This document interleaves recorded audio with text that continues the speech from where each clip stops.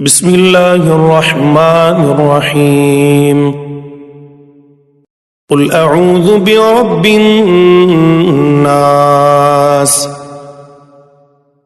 ملك الناس